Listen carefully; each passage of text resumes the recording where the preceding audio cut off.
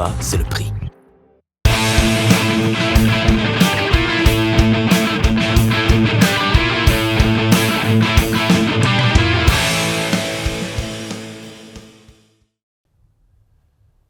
Bienvenue dans cette nouvelle édition de Un apéro avec Motomac, votre petite friandise du vendredi soir qui parle de rencontres et de motos extraordinaires. Aujourd'hui, on est chez Léo, la concessionnaire Royal Enfield exclusif Royal Motorcycle à Marseille. Bonjour Léo, merci de nous accueillir. Et on est là pour parler d'une de tes créations, qui est ce Dragster 850 Turbo sur base de Continental GT. Ouais, exactement. Mais c'est ça qui est étonnant. Moi, ce qui me plaît aussi dans ta concession, et j'aime beaucoup la décoration, c'est le grand écart avec cette bulette de 1951 qui est là, Fred, si tu veux regarder sur le côté gauche, qui ressemble presque aux bulettes modernes, en fait, finalement. Il y a des différences, mais l'esprit est là. Donc, on a peut-être ici la Royal Enfield la plus lente de l'histoire, et puis peut-être ici, juste en face, la Royal Enfield la plus rapide de l'histoire. Léo, j'imagine qu'on n'arrive pas comme ça... en créant directement ce type de moto. Quel est ton parcours dans le monde de la moto ? Bah écoute, moi j'ai commencé assez tard au final. Donc justement, on m'a toujours empêché de faire la bécane. C'est vrai ?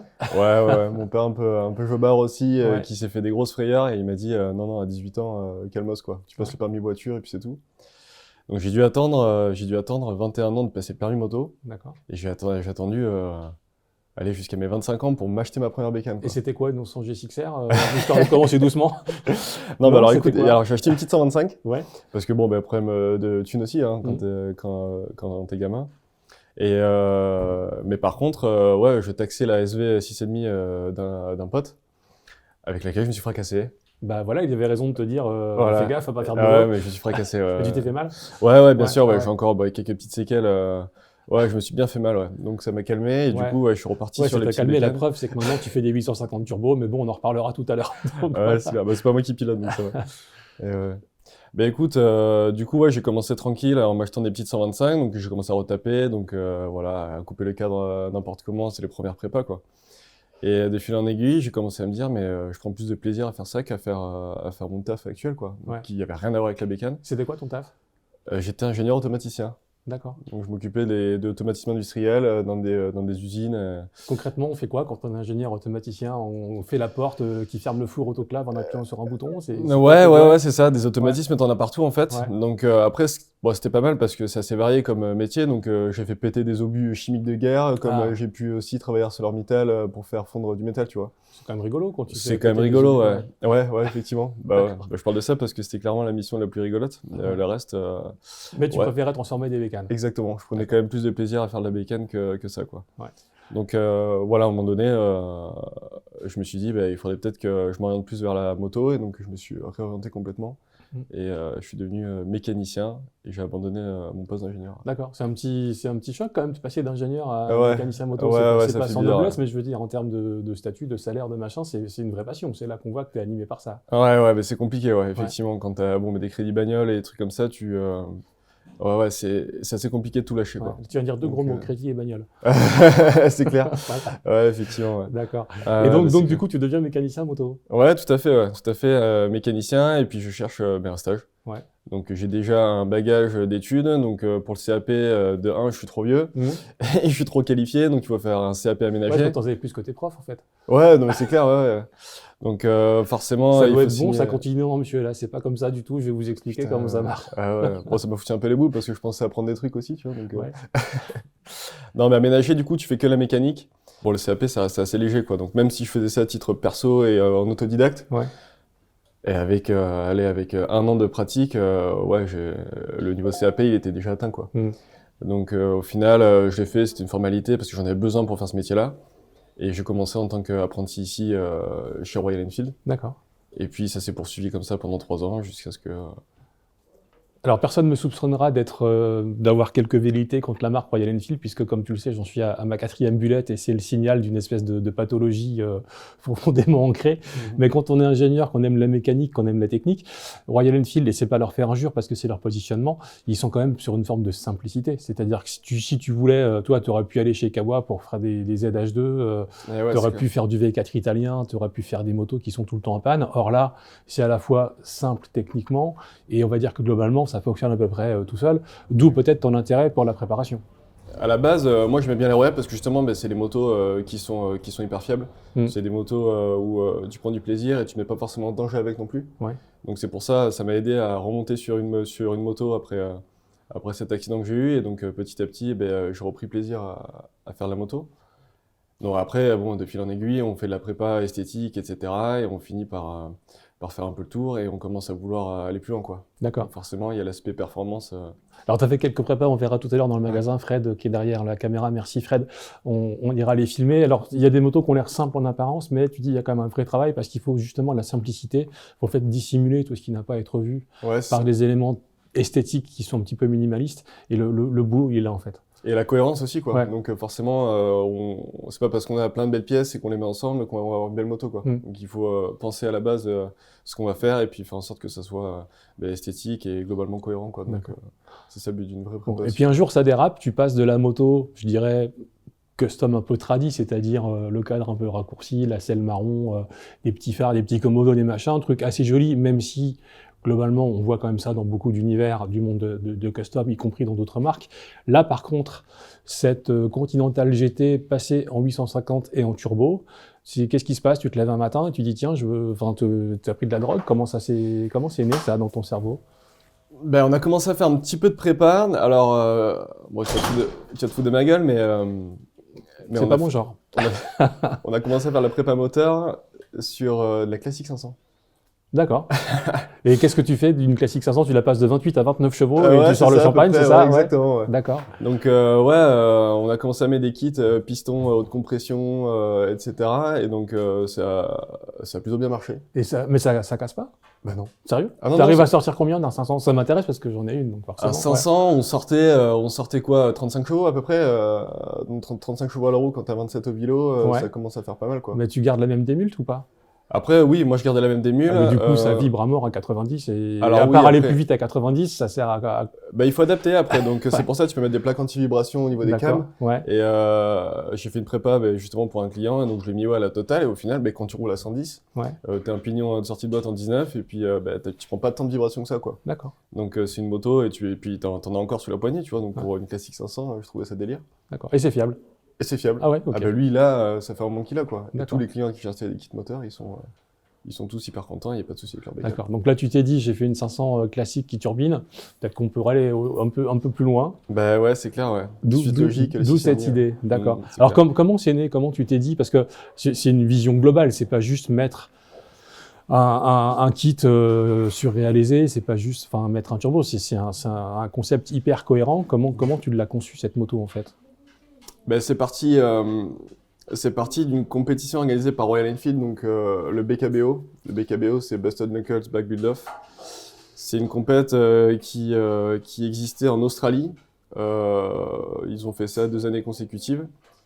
Et le concept a marché, donc ils se sont dit on va faire ça en Europe. Donc il y a eu le BKBO Europe qui a été proposé. Donc j'en ai entendu parler, et puis ça fait quelques temps que je bosse aussi, je fais la préparation moi perso, je bosse aussi avec des préparateurs, et Atelier Pianelli, c'est vraiment le préparateur avec qui... Ben Pianelli qui est derrière sur l'escalier, Fred, tu vois, salut, merci, il est là. Et donc qu'est-ce qui t'a apporté, Ben? Ça faisait un moment qu'on faisait des prépas ensemble, donc Ben il m'achète des motos, et ensuite il les prépare pour ses clients, donc pareil des customisations qui sont quand même vachement travaillées, beaucoup plus travaillées on va dire que moi en termes de modification de cadre, de soudure. C'est vraiment une compétence qu'il a et que moi j'ai pas. Donc au moment où le BKBO est tombé sur la table, on s'est regardé, et puis à ce moment-là, Ben il a dit vas-y, on y va, mais par contre on n'y va pas à moitié, quoi. Ouais, là vous y allez à fond. Ouais. Exactement. Voilà. Cette moto, elle est sortie d'un trait comme ça, tu l'as conçue tout de suite telle qu'elle est là, ou c'est fruit de plusieurs étapes en disant tiens, faut faire ça comme ci, ça marche pas, ça faut l'évoluer. Comment ça se construit un concept pareil? Alors moi je pense que de toute façon pour faire un bon projet, il faut travailler avec les bonnes personnes. Donc chacun son métier.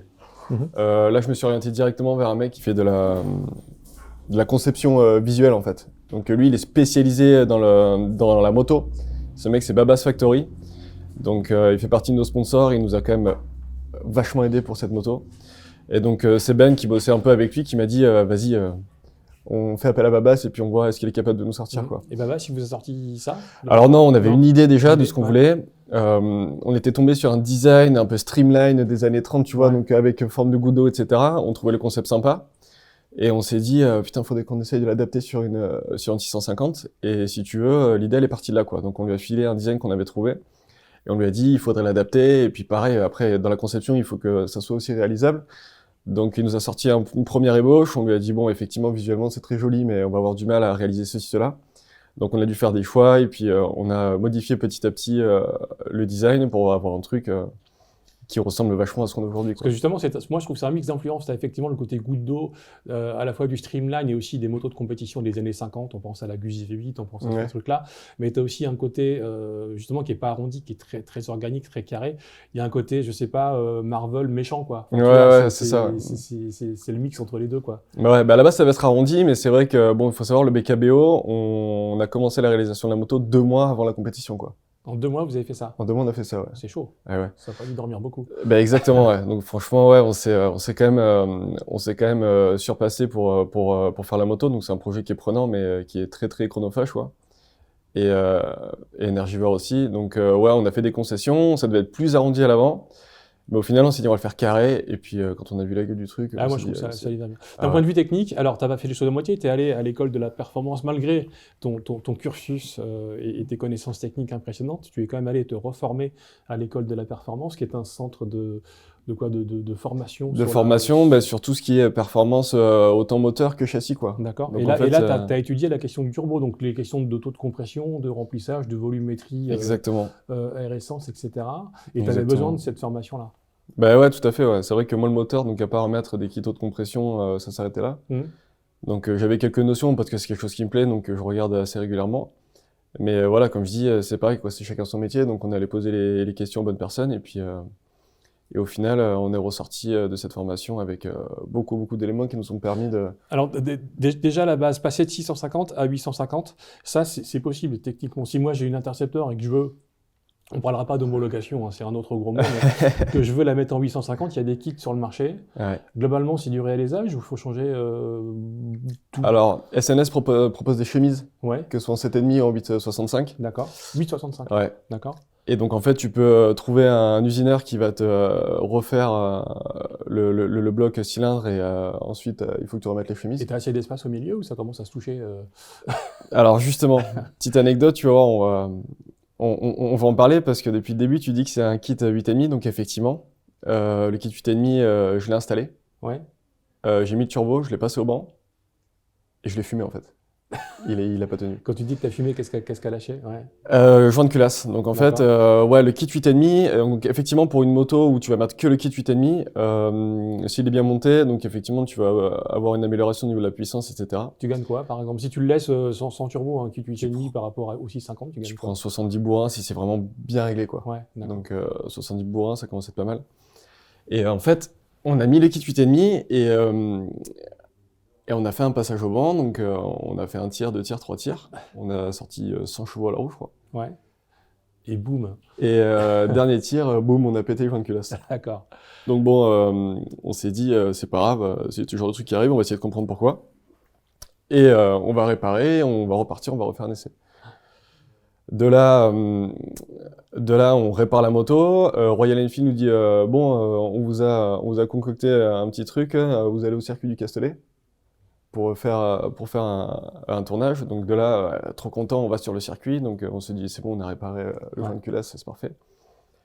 Et bien ça repète. D'accord. Et en fait, on a compris que c'était juste pas compatible, quoi. D'avoir une suralimentation avec le kit 8,5, il était trop fragile. Ouais. Et du coup, on a tourné, viré, on s'est orienté vers Brancard Compétition aussi, qui Ouais. est vachement qualifié dans ce domaine-là, et qui nous a clairement dit que non, c'est pas possible, quoi. Donc on a dû faire un choix, on est repassé sur du 6,5. Ah, donc là, il est de nouveau en 650. Il est de nouveau en D'accord, ok, 650, ouais. d'accord, très bien. Donc si tu veux, on a perdu un peu en puissance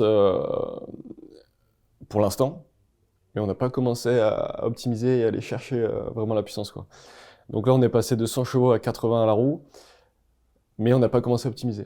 Donc ça D'accord. veut dire que quand on l'aura converti à l'éthanol et quand on aura commencé à jouer sur l'allumage, on sera capable de sortir à peu près, sans dire de conneries, je pense 110-120 chevaux à la roue. 110, 120 chevaux. Alors, Ouais. le turbo, moi, les vagues notions de mécanique que j'ai me laissaient pensais qu'il est plus efficace quand Ouais. il est au plus près possible du collecteur. Là, il est derrière le bloc moteur. Il n'y avait pas de place. C'était quoi la contrainte, en fait? Bah, c'est vrai qu'à la base, ouais, on s'est dit, plus il est près de l'échappement et plus il est réactif. Mm. Et, mais ouais, le problème, c'est qu'il était juste un peu trop gros et trop difficile à mettre devant, quoi. Ouais. Donc, pareil, là, on a pesé le pour et le contre. On s'est dit, en plus, le turbo, on le verra pas bien s'il est à l'avant. Donc, c'est pareil, à la base, le BKBO, c'est un concours esthétique. Ouais. Donc, même si aujourd'hui, c'est plus performance qu'esthétique, bien qu'elle soit Ah non, il y a les deux, quand même. très jolie Ouais. aussi. Ouais. Et ben, on a dû faire un choix. Et donc, forcément, on s'est dit qu'on allait mettre le turbo à l'arrière, quitte à perdre un petit peu en réactivité. Ouais. Mais entre la théorie et la pratique, il y a quand même un monde, quoi. Donc on s'est rendu compte qu'au final, le fait de le mettre derrière, eh ben, on avait très très peu de latence et qu'on avait quand même une super réponse du turbo. Puis c'est une Donc, moto ça pour faire marche des très runs, donc la souplesse ouais. en bas, tu t'en fous un peu. En Bah, fait. exactement, Ouais. ouais, c'est Ouais. clair, on est tout le temps à fond, donc le turbo il est déjà chargé, on a l'anti-lag, etc. Donc au final, ça passe très bien comme ça, quoi. D'accord. Alors, deux choses. Cette moto, elle a déjà été consacrée, elle a déjà reçu des prix, des récompenses, des choses comme ça? Ouais, tout à fait, ouais. Bon, Sur- alors le BKBO, comme je disais tout à l'heure, c'est une compétition qui est esthétique. Donc on a fait le BKBO, on a fini deuxième au BKBO. Ouais. Deuxième au niveau européen. Au niveau européen, Au niveau on a européen, fini c'est deuxième bien. d'Europe. Mais ce qu'on savait pas, en fait, c'est qu'on était hors compétition, quoi. Pourquoi? Donc, parce que la moto était jugée sur la qualité de la peinture, sur la Ouais. qualité des chromes, sur la brillance, Ouais. finition, soudure, etc. Et Mm. donc, au final, la moto qui a gagné, effectivement, il y avait un très beau travail de peinture, de l'aérographie, machin. Ils avaient fait une espèce de selle en bois avec. Donc, effectivement, il y avait beaucoup de travail, mais ça n'avait rien à voir avec ce qu'on Ouais. a fait nous, quoi. Nous, on Ouais. s'est concentré sur la performance. Donc, c'est un tout. Après, donc, globalement, elle est très jolie. Mais c'est vrai que si on commence à regarder dans les détails, la peinture, c'est du fait maison, c'est quelque chose qui est assez rustique, assez énervé, et puis voilà, ça fait partie de la moto, quoi. Donc Mm. c'est comme ça qu'on voulait qu'elle soit. Donc aujourd'hui, elle est très très cohérente, mais c'est vrai que par rapport à la moto qui a gagné BKBO, en fait, on est dans deux mondes complètement différents, quoi. Mm. Et Donc, donc, je du vais coup, pas- il y a eu des étapes après, justement, après ce BKBO. Ouais, nous, le but du BKBO, c'était surtout de se faire remarquer par Royal Enfield, qui comprennent qu'aujourd'hui, en termes de custom, on est capable de faire des trucs sympas, et qu'on puisse participer à des événements par la suite pour faire vivre la moto, quoi. Donc, Alors, elle a été exposée au Salon de Milan, c'est d'ailleurs là où je l'ai découverte et où on a fait connaissance. C'était quoi les réactions du public sur... Parce qu'au Salon Royal, tu avais quand même tout l'alignement, les classiques 350, la nouvelle Himalayan, c'est hyper cool, mais c'est pas du tout cet univers-là. C'est quoi les réactions du public que tu as pu ressentir au Salon de Milan?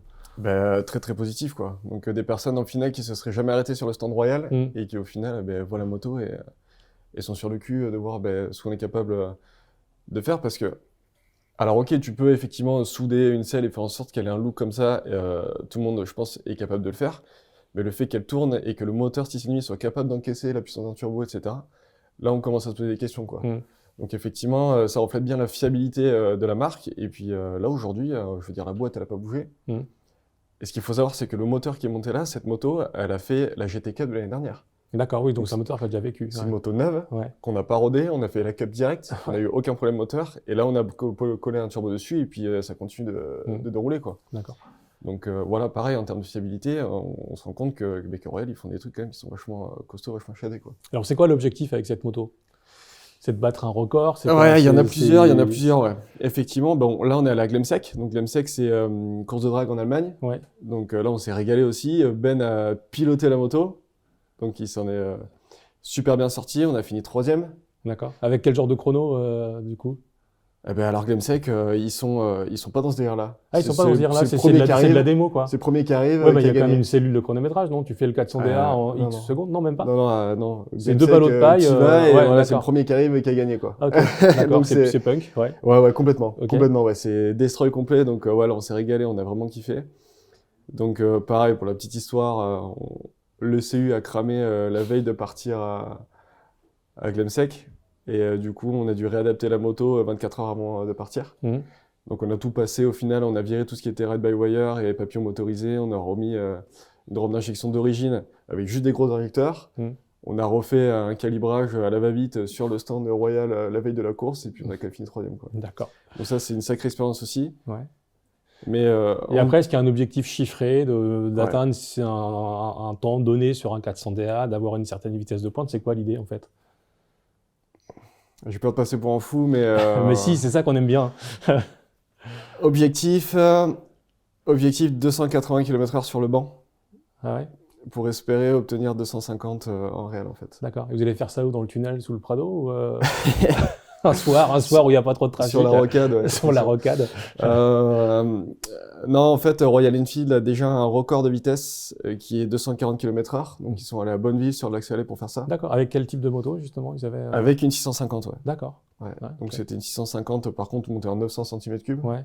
Donc, on n'était plus au final sur du 6,5. Une moto qui était préparée par Harris Performance, par Royal Enfield Ouais. et par SLS. D'accord. Ouais. Donc, il y avait un peu du boulot derrière. Voilà, Ouais. donc Ouais. des bureaux d'études, des moyens colossaux, etc. Nous, bon, on est une concession et puis on a juste la passion, quoi, avec Ouais. nous. Donc, ça Et, serait bien de les battre, quoi. Effectivement. D'accord. Juste voilà, pour le style, quoi. D'accord. Voilà, pour leur dire que Ouais. à Marseille, on est capable de faire des trucs aussi. D'accord. Alors, la moto n'est pas en version définitive. Tu m'as dit que nos amis de chez Naka, qui sont un peu voisins, parce qu'ils sont à côté du Paul Ricard, allaient vous faire des écopes et des petits, Et les plexis, des ouais. petits flexis comme ça en carbone. C'est Ouais, plus ouais. pour le look que pour gagner du poids, parce que là, il y a C'est plus assez grand-chose léger, à ouais, gagner c'est- dessus. Ouais. Ben, franchement, on remercie vachement Air Max de nous avoir sponsorisé sur ce projet. Donc, Ouais. les plexis sortent de chez eux. Ouais. Mais Mais effectivement, ils fondent, c'est ça le truc. ouais, on a eu un avec le souci moteur. avec l'échappement de l'autre côté. Ouais. Ça résiste pas trop à la température, le plexi, quoi. D'accord.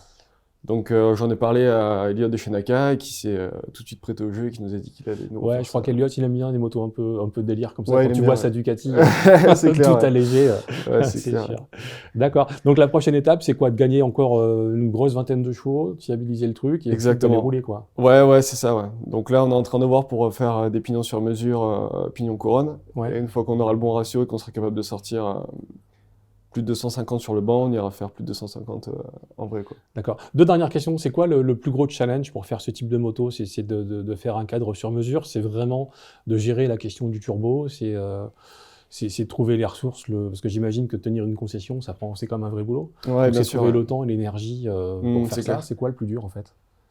Le plus dur, je pense que c'est l'organisation. Donc en fait, il faut réussir à gérer à peu près tous les postes. Donc il faut savoir à peu près combien de temps tout va prendre, que ce soit la soudure, la conception, la recherche des sponsors et puis tout ça. De réussir effectivement à le chiffrer correctement Ouais. et de respecter la deadline, quoi. Parce que là, on avait, nous, des salons qui étaient prévus derrière, donc il fallait absolument qu'on fasse tout ça. Mais après, quand c'est la passion et que tu es capable de bosser jusqu'à 2h du mat et tu fais ça parce que ça te plaît, au final, tu es capable de Au faire final, des c'est trucs plus sympas. du boulot, quoi. Ah bah, D'accord. effectivement. T'es capable d'estimer le nombre d'heures de travail pour ce projet? Beaucoup.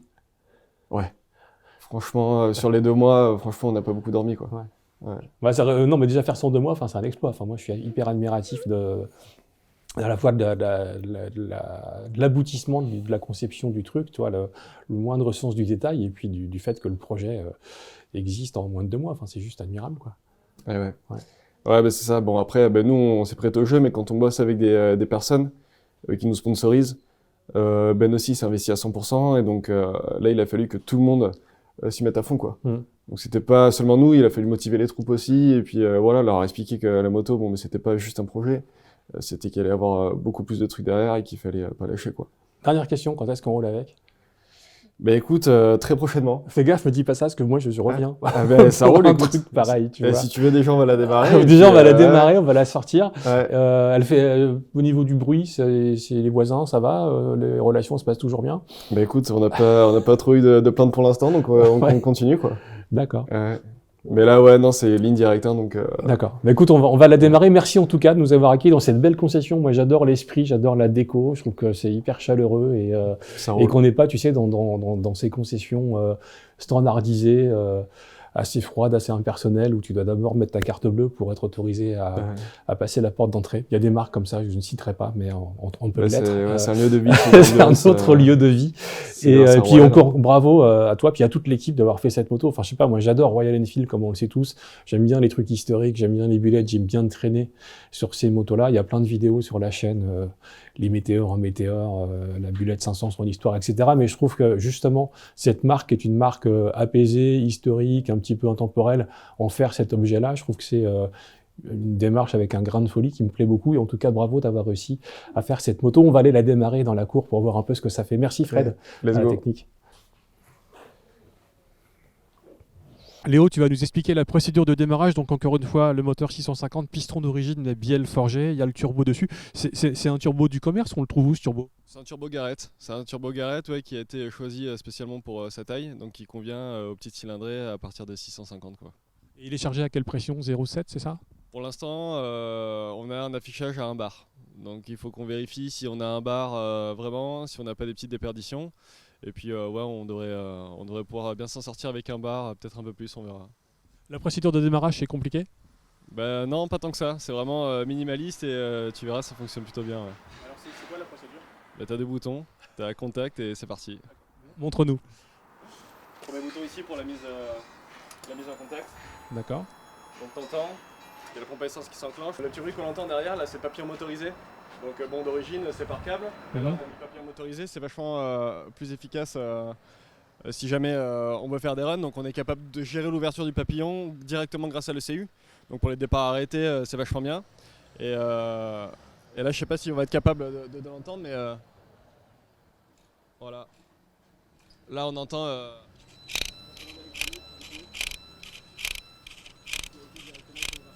On entend bien la commande électronique. Alors ensuite, pour le démarrer?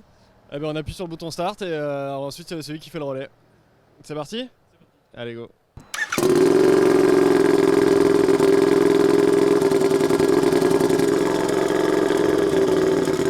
Je m'attendais à pire au niveau du volume sonore. Ouais, mais après, on est qu'au ralenti, ouais. Les retours de flamme, ils sont sympas, ouais. C'est chauffé, voir ce que ça donne dans les tours après.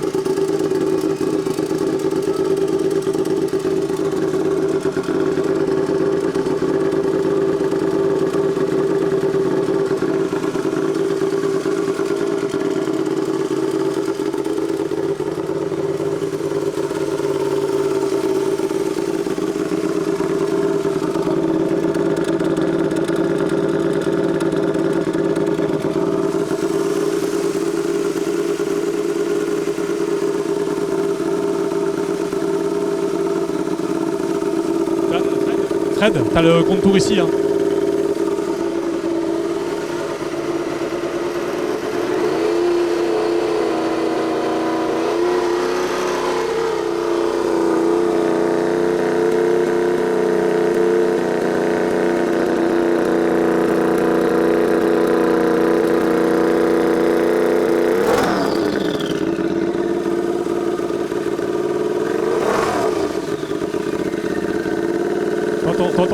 T'entends le sifflement?